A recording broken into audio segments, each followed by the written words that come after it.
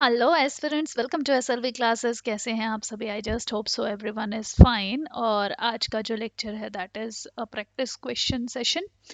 तो चलिए फटाफट से अपने प्रैक्टिस क्वेश्चन स्टार्ट करते हैं। क्वेश्चन नंबर 1 कहता है आप लोगों से, कुछ ऐसे सब्सटेंसेस होते हैं, कुछ ऐसे पदार्थ होते हैं जिनके कणों के बीच जो आकर्षण बल है वो पाया जाता है। अब आप जानते हो कि हमारी सृष्टि के अंदर जितने भी पदार्थ हैं, ठीक है, जितनी भी वस्तुएं हैं, उनमें वो सभी एटम से मिलके बने हुए होते हैं, और जो भी उनके एटम्स हैं उन एटम्स के बीच में कुछ फोर्स ऑफ अट्रैक्शन होता है।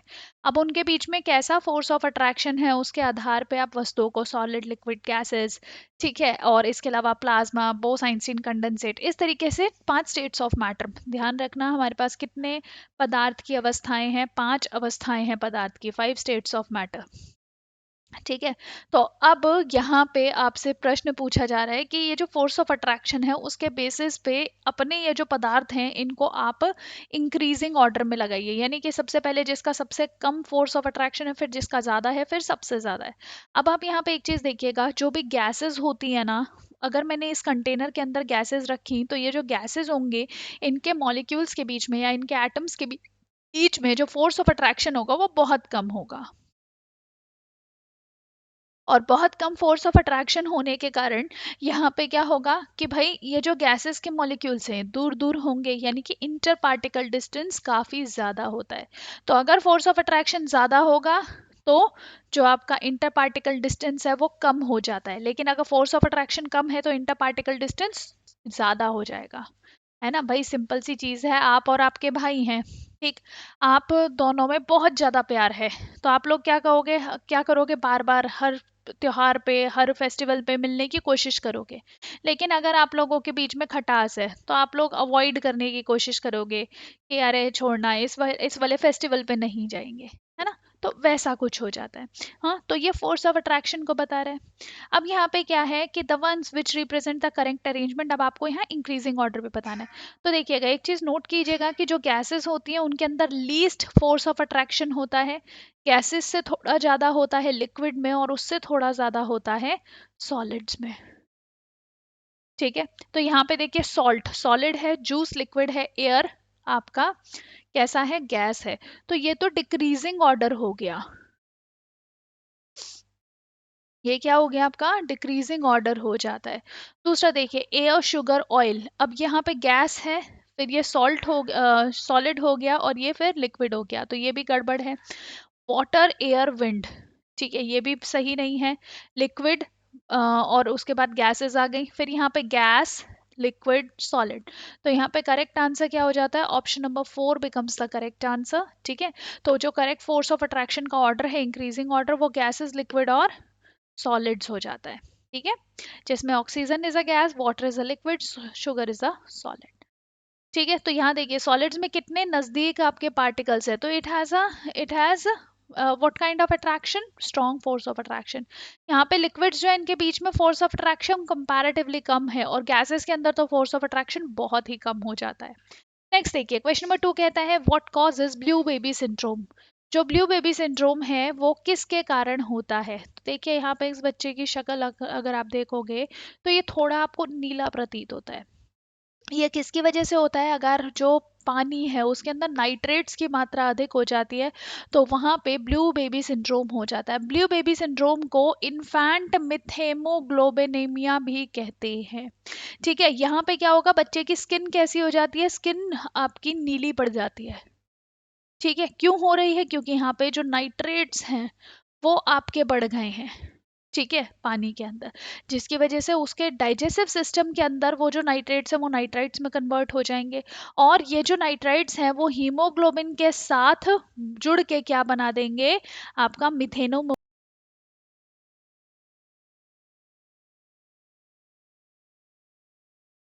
क्या बना देंगे? मिथेमोग्लोबिन। जैसे आपको याद होगा, आपका जब हीमोग्लोबिन जब ऑक्सीजन के साथ जुड़ता है तो ऑक्सी हीमोग्लोबिन बनाता है। ठीक है। जब आपका हीमोग्लोबिन कार्बन मोनोऑक्साइड के साथ जुड़ता है तो कार्बोक्सी हीमोग्लोबिन बनाता है। जब हीमोग्लोबिन कार्बन डाइऑक्साइड के साथ जुड़ता है तो वो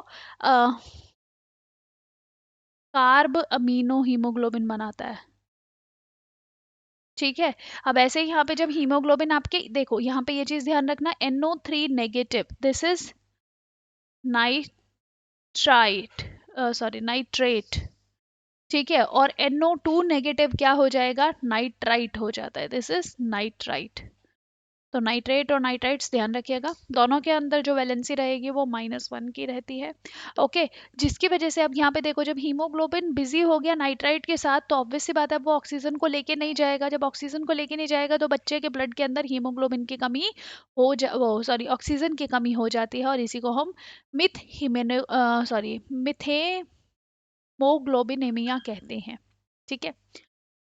नेक्स्ट आ जाता है क्वेश्चन नंबर थर्ड, पीवीसी किसके बहुलकीकरण के द्वारा प्राप्त किया जाता है। अब देखिए पीवीसी का फुल फॉर्म क्या हो जाता है, पॉलीविनाइल क्लोराइड, पॉलीविनाइल क्लोराइड हो जाता है। पॉलीविनाइल क्लोराइड का मतलब क्या है, देखो इसका मोनोमर क्या है, इसका मोनोमर आपसे पूछा गया है, तो इसका मोनोमर हो जाता है विनाइल क्लोराइड। अब विनाइल क्लोराइड का फॉर्मूला क्या है, विनाइल क्लोराइड आपका एक एल्कीन है जिसमें 2 कार्बन के मॉलिक्यूल्स आपस में जुड़े हुए हैं, और यहाँ पे आपका बाकी जगह क्या है, बाकी जगह आपका हाइड्रोजन मॉलिक्यूल्स हैं, जबकि आपका जो क्या बोलते हैं, एक कार्बन रहेगा, उसके साथ क्या रहेगी, उसके साथ आपका क्या बोलते हैं, क्लोरीन का मॉलिक्यूल जुड़ा होता है। ठीक है, क्या रहेगा उसमें, आपका क्लोरीन का मॉलिक्यूल जुड़ा हुआ रहेगा, यानी कि दो आपके ये कार्बन के मॉलिक्यूल्स हैं, उनके साथ 3 हाइड्रोजन मॉलिक्यूल और एक क्लोरीन का मॉलिक्यूल जुड़ा रहेगा, ये विनाइल क्लोराइड हो गया। ठीक है। और जब ये विनाइल क्लोराइड का बहुलकीकरण कराया जाएगा, तो यहाँ पे 2 हाइड्रोजन ये यहाँ जुड़े हुए हैं, इसके साथ फिर एक कार्बन आ गया, ठीक है, फिर ये क्लोरीन आ गया, फिर ये हाइड्रोजन आ गया। अब यहाँ पे इसकी n नंबर ऑफ चेन्स जब जुड़ जाती है तो ये पीवीसी बन जाता है। ठीक है। तो यहाँ पे विनाइल क्लोराइड का इस्तेमाल होता है। अब यहाँ पे देख रहे हो ये जो पाइप्स हैं यही क्या है, आपके पीवीसी पाइप्स हैं। और ये जो आपका वस्तु है, या फिर मैं आपको बोलूँ तो यहाँ पे क्या है, it is a kind of addition polymer, ये एड ऑन होता जा रहा है यहाँ पे लगातार। होमोपॉलीमर है, बहुत सारी चीज़ें यहाँ पे ध्यान रखना, होमो पॉलीमर है। होमोपॉलीमर का मतलब क्या है, यहाँ पे एक ही चीज का इस्तेमाल करके आपने इस वस्तु को बनाया है। ठीक है। दूसरा पॉइंट कि ये क्या है, ये एडिशन पॉलीमर है। एडिशन पॉलीमर का मतलब क्या है कि भाई यहाँ पे आपने एक ही वस्तु को बार बार जोड़ के इस पॉलीमर को क्रिएट कर दिया है। ठीक है, क्या कर दिया है, इस पॉलीमर को क्रिएट कर दिया है। ओके। तो ये चीज, ये 2-3 चीजें जो आप लोगों को हैं वो ध्यान रखनी है, क्योंकि ये आप लोगों से पेपर में पूछा जाता है। ये जो आपका क्या बोलते हैं विनाइल क्लोराइड है, इसको इथाइलीन क्लोराइड भी कहा जाता है। ठीक है, चले आगे। नेक्स्ट देखिए, अब अगला क्वेश्चन आप लोगों से क्या कहता है कि question number 3, what remains absent in animal cell. बताइए इनमें से क्या चीज जो है वो एनिमल सेल के अंदर नहीं पाई जाती है। A cell wall of cellulose, cellulose की एक सेल वॉल, ठीक है, कोशिका भित्ति, सेंट्रोमियर, न्यूक्लियस या लाइसोसोम्स।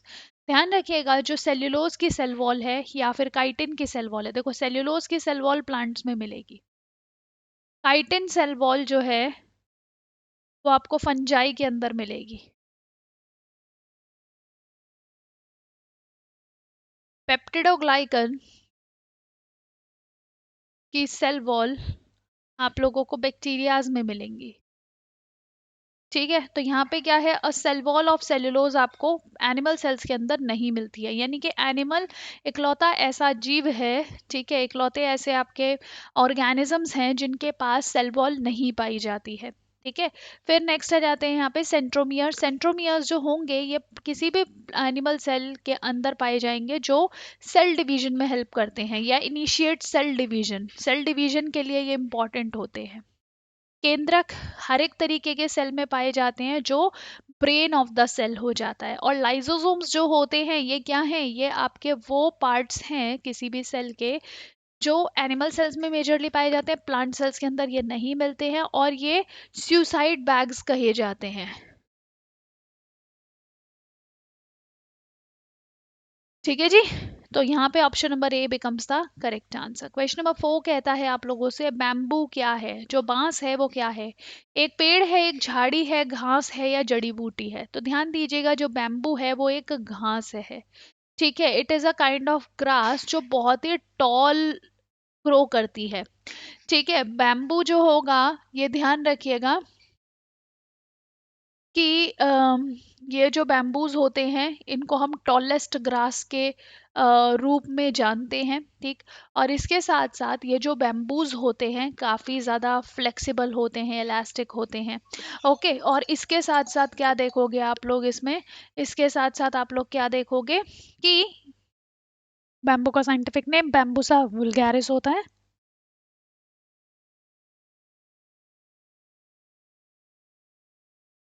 ठीक है, टॉलेस्ट ग्रास तो हमने देखा, फास्ट ग्रोइंग भी होती है,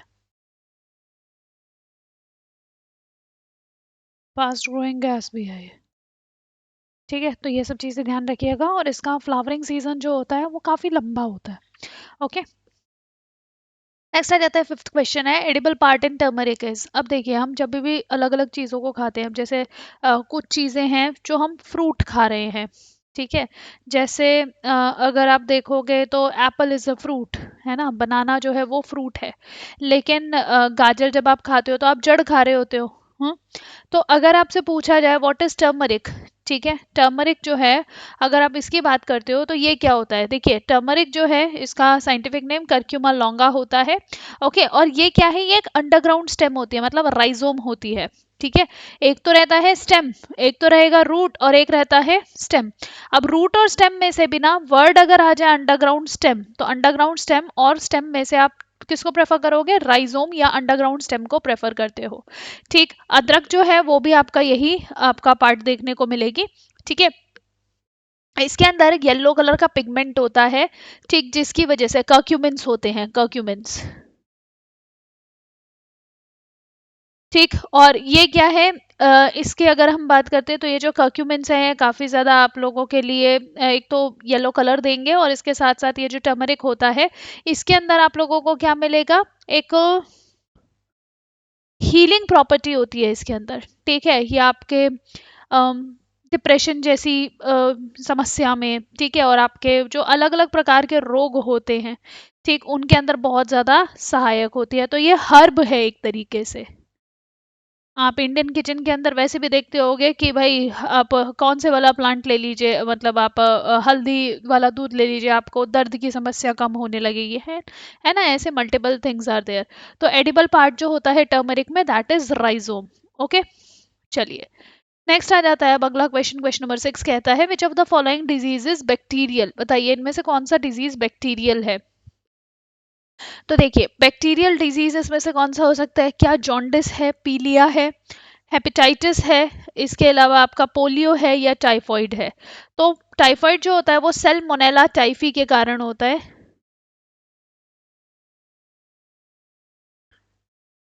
ठीक है, और जो कि एक बैक्टीरिया है। तो इसका मतलब क्या है, टाइफॉइड आपका बैक्टीरियल डिजीज होता है, इसी को टाइफॉइड को ही मियादी बुखार भी कहते हैं। ओके, यहाँ पे आपका जो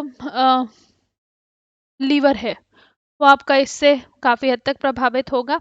और इम्पॉर्टेंट चीज़ ना इसमें ध्यान रखिएगा कि आपका जो स्मॉल इंटेस्टाइन रहेगा वो इतना ज़्यादा इसमें प्रभावित होगा, ठीक है, कि इसका जो नाम है ना टाइफाइड का, एक हिंदी में नाम जो आ जाता है वो आत ज्वर भी आ जाता है। ठीक है, तो इसमें अगर आपसे पूछा जाए टाइफाइड का मेजरली इन्फेक्टेड पार्ट कौन सा हो जाएगा, तो आंत हो जाती है या इंटेस्टाइन हो जाती है, तो इसीलिए इसको आंत ज्वर या इंटेस्टिनल इंटेस्टिनल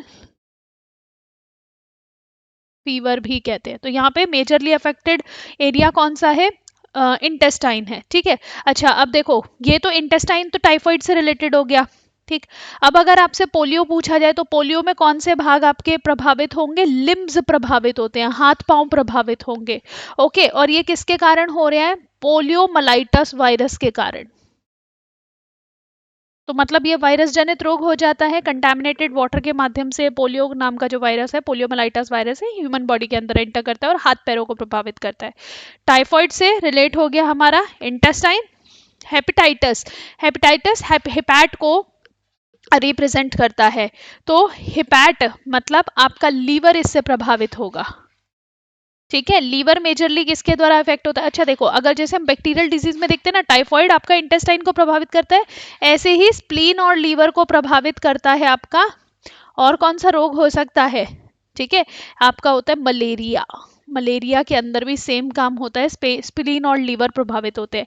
हेपेटाइटिस के जो अलग अलग प्रकार हैं उसमें आपका लीवर प्रभावित होता है। ठीक है, जॉन्डिस जो होता है, पीलिया जो होगा, यहाँ पे भी आपका लीवर प्रभावित होगा। अच्छा, हेपेटाइटिस जो है वो आपका वायरस के कारण होता है, और जो जॉन्डिस होता है ना, ये आपका कंटामिनेटेड फूड के कारण होता है।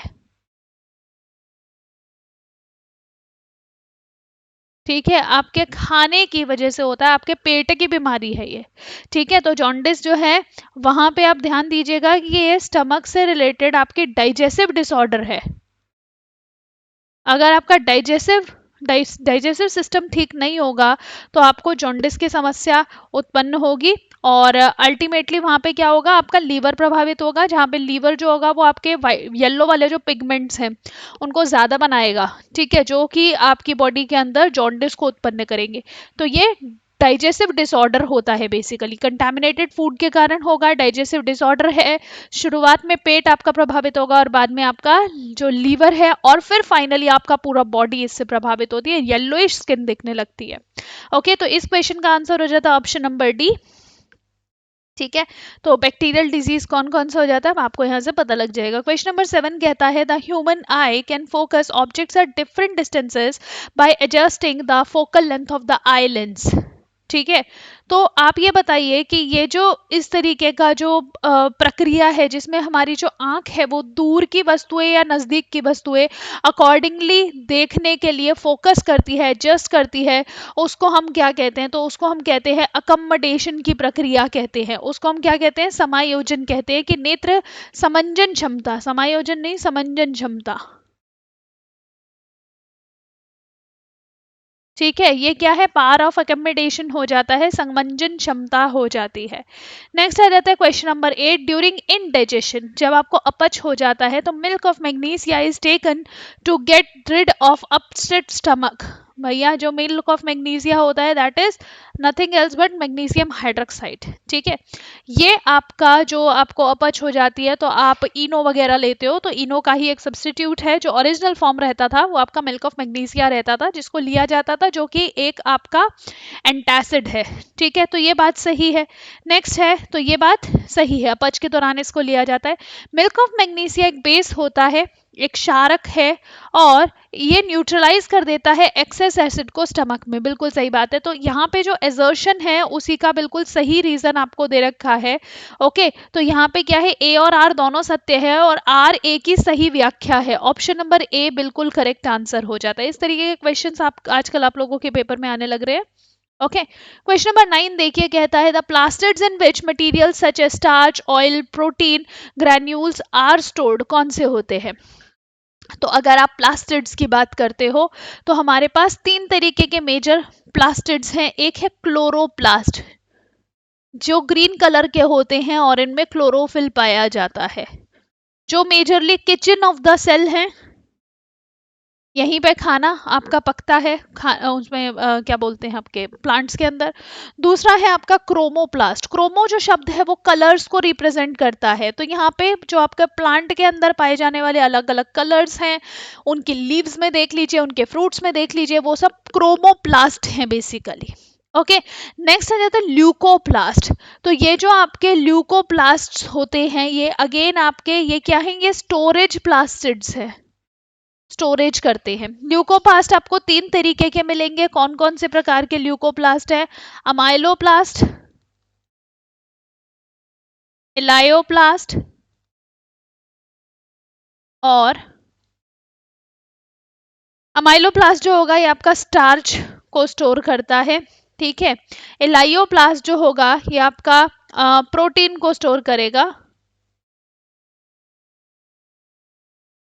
ठीक है, नहीं, एलायोप्लास्ट प्रोटीन नहीं होता, एल्यूरोप्लास्ट होता है प्रोटीन का। ये तो फैट करेगा ना,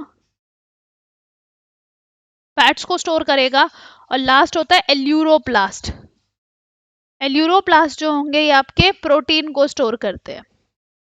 ठीक है, तो ये हमारे पास तीन तरीके के प्लास्टिड्स हैं ल्यूकोप्लास्ट के अंडर।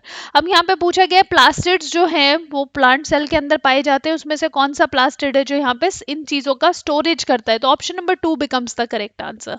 क्वेश्चन नंबर 10 देखिए, which among the following is the correct pathway for elimination of urine. अगर आपको अपने शरीर से यूरिन को बाहर निकालना है तो इनमें से सबसे सटीक मार्ग कौन सा होगा, सबसे सटीक रास्ता कौन सा होगा।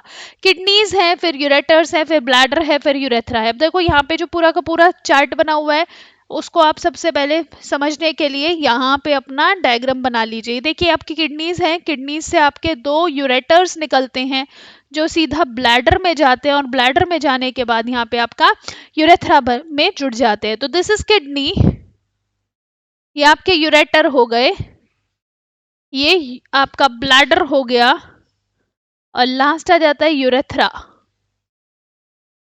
ठीक है, तो किडनी, किडनी के बाद यूरेटर, यूरेटर के बाद ब्लैडर, ब्लैडर के बाद यूरेथ्रा। इसका मतलब option number A becomes the correct answer. ठीक है, बाकी सब में अगर आप देखोगे तो यूरेटर्स और यूरेथ्रा में बड़ा कंफ्यूजन कर रखा है। और ध्यान रखिएगा यूरेटर्स जो है वो दो होते हैं नंबर में, जबकि यूरेथ्रा जो है वो सिंगल है। किडनी से ब्लैडर तक मूत्र लेके आने का काम यूरेटर का होता है, मूत्र वाहिनी का होता है, और शरीर से मूत्र को बाहर निकालने का काम वो मूत्र मार्ग या यूरेथ्रा का होता है। तो option number A becomes the correct answer. Question number 11 देखिए, which of deficiency of which of the following elements is responsible for weakening of bones. आपके शरीर में अगर हड्डियां कमजोर हो रही है तो इनमें से कौन कौन से एलिमेंट्स आपके शरीर में कम हो रहे होंगे। क्या कैल्शियम कम हो रहा होगा, यस डेफिनेटली। क्या फास्फोरस कम हो रहा होगा, हाँ जी। क्या नाइट्रोजन का कोई रोल है, नहीं। क्या कार्बन का कोई रोल है, नहीं। तो इसका मतलब आप कैल्शियम और फास्फोरस अगर आपके शरीर में कम होने लगते हैं तो आपकी हड्डियां कमजोर होने लगती हैं। ओके, क्वेश्चन नंबर 12 देखिए, कहता है कि कॉलम 1 और कॉलम 2 को आपस में मिलाइए। कॉलम 1 जो है उसमें प्रोटीन है और कॉलम 2 में उसका टाइप है। जैसे हीमोग्लोबिन की अगर आप बात करते हो तो वो एक ट्रांसपोर्ट प्रोटीन है। ट्रांसपोर्ट प्रोटीन का मतलब क्या है, जो ऑक्सीजन को या अदर गैसेस को एक जगह से दूसरी जगह अपने साथ बाइंड करके अपनी टैक्सी में बिठा के भाई एक जगह से दूसरी जगह उसको पहुंचाता है सवारी को, है ना। तो ये ट्रांसपोर्टेशन में मदद करता है। ठीक है, दूसरा आ जाता है आपका कोलेजन। कोलेजन क्या है, कोलेजन की यदि आप बात करोगे तो ये जो हो जाएगा ना आपका, ये आपका स्ट्रक्चरल प्रोटीन है जो स्ट्रक्चर देता है। जैसे आप लोगों ने देखा होगा आपकी स्किन जो है उसका स्ट्रक्चर कैसे बन रहा है, कोलेजन की हेल्प से बनता है। ठीक है, तो कोलेजन क्या हो जाता है, आपका स्ट्रक्चरल प्रोटीन हो जाता है। नेक्स्ट देखिए, एल्ब्यूमिन एंड ग्लूटामिन। एल्ब्यूमिन और ग्लूटामिन जो होते हैं ये आप लोगों के क्या है, स्टोरेज प्रोटीन्स होते हैं। ओके, क्या कर रहे हैं, ये अलग अलग चीजों को स्टोरेज करते हैं।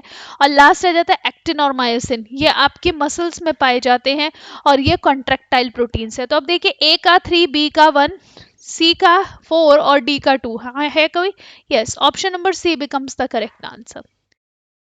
ठीक है, तो यहाँ पे haemoglobin is to transportation, collagen is to structure. ठीक है, एल्ब्यूमिन आपका एल्ब्यूमिन और ग्लूटामिन जो हैं ये आपके स्टोरेज करते हैं, और एक्टिन और मायोसिन आपके कौन से प्रोटीन है भाई, ये कॉन्ट्रैक्टाइल संकुचन प्रोटीन है। ठीक है, तो यहाँ पे ये इस तरीके से मैच करना है। अब देखिए, अब हम बात करते हैं अगला पार्ट कि ये जो हमारे पास सोप होता है, सोप का जो मॉलिक्यूल होगा उसके अंदर क्या क्या चीजें पाई जाती है। देखिए, जब भी हम सोप की बात करते हैं तो सोप में क्या रहता है, एक आपका हेड रहता है, ये आपकी लॉन्ग हाइड्रोकार्बन चेन है। ठीक है, जिसके एंड पे या तो सोडियम या पोटेशियम जुड़ा हुआ होता है। अब ये जो पार्ट है इसको हेड कहा जाता है और ये जो पार्ट है इसको टेल कहा जाता है। ठीक, ये जो हेड होता है ना, इट लव्स वाटर, और जो टेल है ना, it loves, it hates water. ठीक, अब अगर ये जो टेल है वो हाइड्रोफोबिक है, ठीक है, हाइड्रोफोबिक टेल है, और ये जो हेड है वो कैसा है, हाइड्रोफिलिक है, ये पानी की तरफ जाता है, हाइड्रोफिलिक हेड और हाइड्रोफोबिक टेल। तो यहाँ पे देख लीजिए, हाइड्रोफोबिक हेड नहीं, हाइड्रोफोबिक हेड नहीं, हाइड्रोफिलिक हेड होना चाहिए। तो हाइड्रोफिलिक हेड, हाइड्रोफोबिक टेल, तो option number 3 becomes the correct answer. जब यहाँ पे ये जो सारे आपके हाइड्रोफोबिक हेड्स जो होंगे ये पानी की तरफ अट्रैक्ट होते हैं, तो उसी सेम टाइम पे ये जो आपके हाइड्रो सॉरी हाइड्रोफिलिक हेड जब आपके पानी की तरफ अट्रैक्ट होंगे तो उसके उसी दौरान क्या होगा, यहाँ पे ये जो आपका हाइड्रोफोबिक टेल है ना, वो ऑयल या डर्ट से जाके चिपक जाते हैं। ठीक है, किससे जाके चिपक जाएंगे, ऑयल या डर्ट से जाके चिपक जाते हैं। ओके, तो इसी चीज को हम लोग क्या कहेंगे कि भाई यहाँ पे इन्होंने बना लिए मिसल्स। ठीक है, क्या बना लिया इसने, MICELLES, मिसल्स बना लेता है। ओके, चलिए क्वेश्चन नंबर 14 देखिए। अच्छा, अगर हम बात करें ये जो सोप होता है, तो सोप को बनाने की जो प्रक्रिया होती है ना, उसको सेपोनिफिकेशन कहा जाता है। कई बार ये भी पेपर में पूछ लेते हैं डायरेक्टली। नेक्स्ट आ जाता है, इनमें से कौन सा ऐसा चीज है जो आपका सोलिनेसी फैमिली को बिलोंग नहीं करता है। ठीक है, सोलिनेसी फैमिली का मतलब देखो, सोलिनेसी फैमिली की एक अच्छी पहचान क्या है कि इसके मेंबर्स ना नॉर्मली गोल होते हैं। ठीक है, और ये बेसिकली आपके एडिबल रहते हैं। ओके, फ्रूट्स रहते हैं। तो आप पोटैटो की बात करोगे, ब्रिंजल की बात करोगे, टमाटो की बात करोगे, सारे गोल हैं। तो इसका मतलब क्या है, सारे सोलिनेसी हैं। लेकिन बीन्स की बात करोगे, ये क्या है, ये तो भाई लेग्यूम फैमिली का मेंबर है।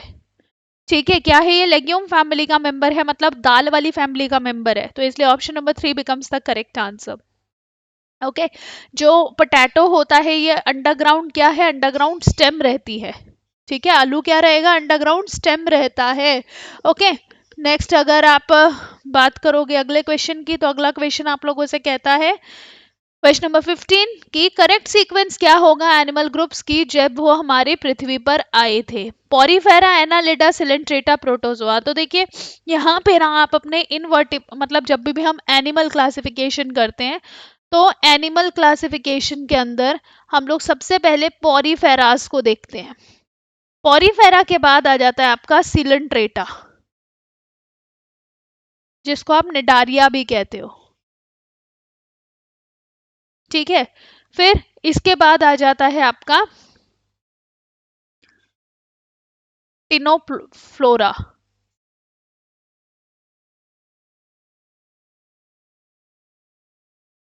फिर आ जाते हैं आपके फ्लैट वॉर्म्स। फिर आ जाते हैं आपके राउंड वॉर्म्स।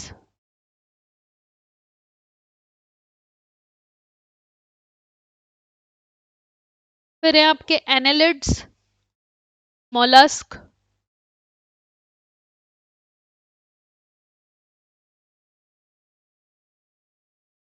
आर्थ्रोपोड्स,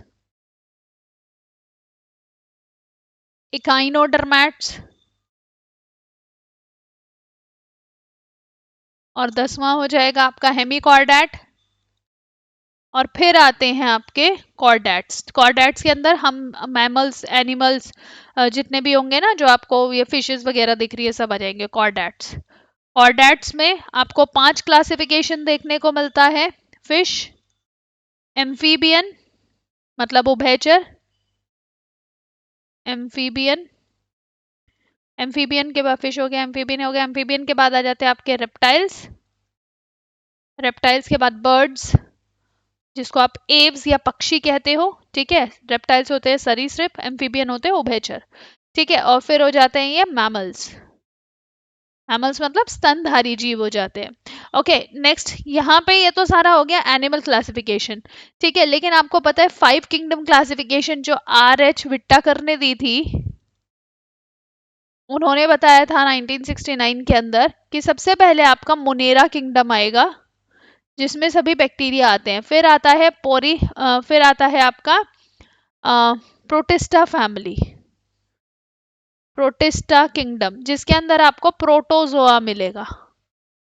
ठीक है, फिर फंजाई आ जाता है, फिर प्लांटे आ जाता है, और फिर आ जाता है आपके एनिमल्स, ठीक है। तो अब अगर आप यहाँ पे देखो, सब आपको यहाँ पे प्रोटोजोआ प्रोटिस्टास के अंदर देखने को मिल रहा है, और फिर उसके बाद एनिमल्स आए, यानी कि पोरीफेरा, सिलेंट्रेटा आए, और फिर एनेलिड्स आए। तो यहाँ पे देखो, सबसे पहले आपको प्रोटोजोआ लेना पड़ेगा, प्रोटोजोआ के बाद सिलेंट्रेटा या पोरीफेरा, पोरीफेरा, ठीक है। तो हमारा option number D becomes the correct answer. ये सीक्वेंस अगर आपको याद हो गया ना, आप इस क्वेश्चन को बहुत आसानी से सॉल्व कर पाओगे। क्वेश्चन नंबर 16 कहता है, the mechanism ensuring genetic continuity in mitosis takes place through, कि भाई ऐसा कौन सा मैकेनिज्म है जो जेनेटिक कंटिन्यूटी देखता है माइटोसिस के अंदर, ठीक है। कि भाई माइटोसिस, माइटोसिस कौन सा प्रोसेस है, याद कीजिए, माइटोसिस मतलब जहाँ पे आपका जो सेल है वो आपका मदर सेल से दो सिमिलर डॉटर सेल्स, आपके exact same copy mother cell की, वो प्रोड्यूस होती है। तो यहाँ पे जो नंबर ऑफ क्रोमोसोम्स है इट रिमेन्स सेम, ठीक है। अगर 46 क्रोमोसोम्स थे मदर सेल में, तो यहाँ पे जो डॉटर सेल रहेगी उसके अंदर भी 46 क्रोमोसोम्स ही रहेंगे। तो an identical chromosome number of the two daughter cells, यानी कि दो अनुजात कोशिकाओं में क्या होगा कि सेम नंबर ऑफ क्रोमोसोम्स रहेंगे। Crossing over and exchange of genetic material, तो क्रॉसिंग ओवर होता है क्या, नहीं। ये काम जो क्रॉसिंग ओवर है, क्रॉसिंग ओवर का मतलब कि आधे जीन दूसरे सेल के आधे जीन्स के साथ फ्यूज हो जाएंगे, ठीक है। तो क्रॉसिंग ओवर जो होता है वो होता है आपका मियोसिस में,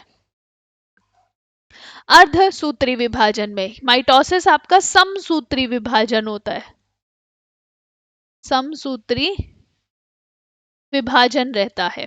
okay, formation of cells with 2n number of chromosomes, ठीक है।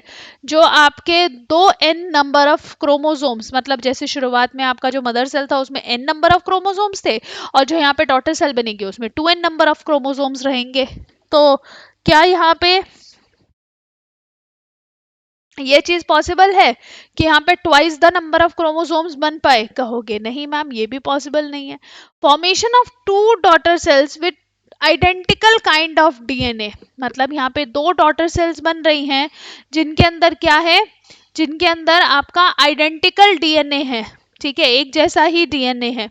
तो क्या ये पॉसिबल है, तो कहोगे यस मैम ये बिल्कुल पॉसिबल है और बिल्कुल सही है। अब देखो, अब हमें ये वाला ऑप्शन भी सही लग रहा है और ये वाला ऑप्शन भी सही है, बट हमारे पास एक फिफ्थ ऑप्शन, जैसा कि बिहार पीसीएस के अंदर आता है कि more than one of the above या फिर नन ऑफ द अबव, वो वाला ऑप्शन नहीं है। तो इसका मतलब हमें इन दोनों में से ही किसी एक को चूज करना पड़ेगा। अब देखो बहुत ध्यान से देखते हैं, दो डॉटर सेल्स बन रही हैं जिसमें आइडेंटिकल डीएनए है, एक जैसा डीएनए है, हाँ ये बात बिल्कुल से ठीक है, इसमें कोई दो राय नहीं है। दूसरा देखिए, एक आइडेंटिकल क्रोमोसोम नंबर होता है, ठीक है, ऑफ टू डॉटर सेल्स, दो डॉटर सेल्स के अंदर सेम नंबर ऑफ क्रोमोसोम्स है, लेकिन किसके जैसे, ये तो कंपैरिजन बता ही नहीं रखा। तो इस वजह से हम यहाँ पे फर्स्ट को एलिमिनेट करके फोर्थ को करेक्ट आंसर मानेंगे, ठीक है। तो आप यहाँ पे समझ रहे हो किस तरीके से हमें बेस्ट आउट ऑफ टू भी निकालना पड़ता है अगर इस तरीके का सिचुएशन आ जाता है। तो बेसिकली याद रखिएगा कि माइटोसिस जो प्रक्रिया होती है, इस माइटोसिस या समसूत्री विभाजन में क्या होता है, सेम नंबर ऑफ क्रोमोसोम्स जो रहते हैं वो मदर और डॉटर सेल्स के अंदर मिलते हैं। तो यहाँ पे मेंशन करना जरूरी है कि मदर और डॉटर सेल्स में सेम नंबर ऑफ क्रोमोसोम्स रहेंगे, सेम डीएनए रहता है, ठीक है। एक मदर सेल से दो डॉटर सेल्स बनती हैं, और ये जो दो डॉटर सेल्स हैं ये बिल्कुल मदर सेल की आइडेंटिकल होती हैं और आपस में भी आइडेंटिकल होती है। जैसे मान लीजिए आपका हाथ में कट लग गया, जब आपका हाथ में कट लग गया तो कट लगने के बाद क्या होता है, कट लगने के बाद आपका जो स्किन है वहां पे नए सेल्स डेवलप होते हैं, और वो जो नए सेल्स डेवलप होंगे क्या वो पुराने सेल से डिफरेंट होंगे, नहीं, वो पुराने सेल जैसे ही होते हैं, है ना। तो वहां पे माइटोसिस हो रहा है, ओके। इसी चीज को हम कहते हैं माइटोसिस या समसूत्री विभाजन। ये जो समसूत्री विभाजन है ये 5 स्टेजेस में होता है। पहला है इंटरफेज, दूसरा है प्रोफेज, तीसरा है मेटाफेज, चौथा है एनाफेज और लास्ट हो जाता है टेलोफेज, ठीक है। तो ये क्या है, ये हमारे 5 स्टेजेस हो जाते हैं माइटोसिस के, ओके। चलिए अब हम आगे चलते हैं, आगे बात करते हैं किसके, अगले क्वेश्चन के। Dyslexia refers to individuals disability in what. तो डिसलेक्सिया जो होता है उसमें क्या है, उसमें जो बच्चा है, जैसे आपने वो तारे जमीन पर देखी होगी, तारे जमीन पर पे होता क्या है कि भाई एक बच्चा है ईशान, जिसको जो है पढ़ने और लिखने में डिसेबिलिटी होती है, तो उसको हम क्या कहते हैं, डिसलेक्सिया कहते हैं, ठीक है, इतना खुद टफर नाम है, जिसको डिसलेक्सिया होगा वो कैसे ही पढ़ लेगा इस टफर नेम को। ठीक है। क्वेश्चन नंबर 18 देखिए, कहता है what happens when a solution of an acid is mixed with a solution of a base in a test tube. Simple चीज है, एक एसिड को आपने एक बेस के साथ मिला दिया। ओके, अब बताइए इसमें क्या क्या एक्शन हमें देखने को मिलेगा। देखिए, जब आपने एसिड और बेस को मिलाया, क्या वहां पे जो टेम्परेचर है वो इंक्रीज होगा? Temperature of the solution increases. भाई जब एसिड और बेस मिला तो वहां पे सॉल्ट प्लस वाटर बनेगा। ठीक है, क्या बनेगा वहां पे? सॉल्ट और वाटर आपका बन जाता है। और दूसरी चीज यहाँ पे ध्यान दीजिएगा कि अ, जब ये सॉल्ट और वाटर बन रहा है ना, यहाँ पे दोनों की वजह से यहाँ पे एक एक्सोथर्मिक रिएक्शन होती है और हीट प्रोड्यूस होती है। तो इसका मतलब फर्स्ट पॉइंट तो सही है। Temperature of the solution decreases, नहीं, पॉसिबल नहीं है। टेम्परेचर रिमेन्स द सेम, ये भी पॉसिबल नहीं है। ओके, हमेशा यहाँ पे एक्सोथर्मिक रिएक्शन होती है। This is an exothermic, heat यहाँ पे निकलती है। ओके, नेक्स्ट आ जाता है सॉल्ट फॉर्मेशन टेक्स प्लेस। ठीक है, यहाँ पे क्या होगा? नमक का फॉर्मेशन होता है, नमक का निर्माण यहाँ पे होता है। तो अब अगर हम यहाँ देखिए, बिल्कुल सही बात है, मैंने बताया यहाँ पे सॉल्ट और वाटर बनता है। तो अब इसमें देखिए फर्स्ट और फोर्थ स्टेटमेंट करेक्ट है, तो बस देख लिए कौन सा ऑप्शन है इसमें फर्स्ट। यहाँ तो फर्स्ट अर्थ है, ओनली फर्स्ट। ये देखिए थर्ड ऑप्शन में फर्स्ट और थर्ड फोर्थ ऑप्शन आपका आ जाता है, और 18 नंबर का आंसर हो जाएगा ऑप्शन नंबर 3। क्वेश्चन नंबर 19 देखिए, Eugenix is the study of. Eugenix क्या होता है भाई? यूजेनिक्स की यदि आप बात करोगे, तो अगर हम ह्यूमंस की बात करते हैं, ठीक है, तो ह्यूमंस की जो प्रजाति है उसको किस तरीके से और बेहतर किया जा सकता है, उसकी स्टडी को यूजेनिक्स कहा जाता है। ओके, क्वेश्चन नंबर 20 देखिए, 20वां क्वेश्चन आपसे कहता है कि एंडोप्लाज्मिक रेटिकुलम जो है उसको स्केलेटन ऑफ द सेल कहा जाता है, मतलब कोशिका का कंकाल कहा जाता है। ट्रू है, क्योंकि भाई जब भी हम इसको देखते हैं ना, हमको कुछ ये कंकाल जैसा ही दिखाई देता है, इसीलिए इसको स्केलेटन ऑफ द सेल कहा जाता है। दूसरा है ER is divided into 3 types. ठीक है, जो ईआर है एंडोप्लाज्मिक रेटिकुलम में 3 प्रकार का होता है। किस आधार पे भाई? Presence and absence of ribosome के आधार पे। ठीक है, कि राइबोसोम प्रेजेंट है या एब्सेंट है। तो अब देखो, या तो प्रेजेंट ही होंगे या एब्सेंट ही होंगे। अब इसमें 3 चीजें कैसे हो सकती है प्रेजेंट और एब्सेंट में, कि कभी प्रेजेंट होते कभी नहीं होते? ऐसा तो नहीं हो सकता। तो इसका मतलब ये वाला स्टेटमेंट गलत है, first statement was correct. Next आ जाता है smooth endoplasmic reticulum is rich in actively protein secreting cells. कि स्मूथ एंडोप्लाज्मिक रेटिकुलम में जो एक्टिवली प्रोटीन सिक्रीटिंग सेल्स होते हैं वो पाए जाते हैं। बिल्कुल गलत। अगर स्मूथ एंडोप्लाज्म देखो, अगर किसी भी ईआर पे राइबोसोम्स प्रेजेंट है तो उसको रफ ईआर कहते हैं, और अगर उसमें एब्सेंट है तो उसको हम स्मूथ ईआर कहते हैं। अब अगर स्मूथ ईआर होगा ना, तो वहां पे आपका क्या होता है? वहां पे आपका फैट प्रोडक्शन होता है, और प्रोटीन प्रोडक्शन का काम रफ ईआर का होता है। तो इसका मतलब थर्ड स्टेटमेंट भी गलत है। तो इसमें क्या हो जाएगा? Only first becomes the correct answer. ठीक है, वैसे भी आप इस क्वेश्चन को एलिमिनेट कर सकते थे, इसमें फर्स्ट हमें पहले से ही पता लग गया था, तो अब या तो फर्स्ट के साथ सेकंड आएगा, अब लेकिन सेकंड तो हमने पहले ही एलिमिनेट कर दिया, तो इसमें फर्स्ट के साथ थर्ड का कोई ऑप्शन नहीं है, इसलिए आप एक वाइल्ड गेस लगा सकते थे। क्वेश्चन नंबर 21 देखिए, कहता है कि कुछ फूड आइटम्स दिए गए हैं, और इन फूड आइटम्स में से आपको क्या निकालना है कि किस में हमारा जो आयोडीन टेस्ट है वो काम करेगा। ओके, आयोडीन टेस्ट की हमेशा ध्यान रखिएगा कि जो आयोडीन टेस्ट होता है ना, वो काम करेगा स्टार्च के लिए। आयोडीन टेस्ट जो है it is for checking the presence of starch. अब स्टार्च क्या है? Starch is a long molecule of glucose. Okay, तो मैडम अगर हम खाली ग्लूकोज का पानी लें और उसके ऊपर हम अगर आयोडीन को डाल दें, क्या वहां पे भी आयोडीन टेस्ट काम करेगा? नहीं। ग्लूकोज एक मोनोमर है। ठीक है, ग्लूकोज एक छोटी इकाई है, एक मोनोसेकेराइड है, तो ग्लूकोज इसमें काम नहीं करेगा। ठीक है, अब यहाँ देखिए, बॉइल्ड एंड मैश्ड पोटैटोज, कि आपने पोटैटोज लिए और आपने उनको बॉईल किया और मैश कर दिया, तो क्या ये काम करेगा? यस, डेफिनेटली करेगा। इसमें आपने फिर आयोडीन सोल्यूशन डाला तो वहां पे ब्लू ब्लैक कलर आपको देखने को मिलेगा, डेफिनेटली। दूसरा आ जाता है ग्लूकोज सोल्यूशन। ग्लूकोज सोल्यूशन की बात करते हैं, तो यहाँ पे ग्लूकोज मैंने अभी भी बताया है सिंगल मॉलिक्यूल है, तो यहाँ पे आपका काम नहीं करेगा आयोडीन टेस्ट।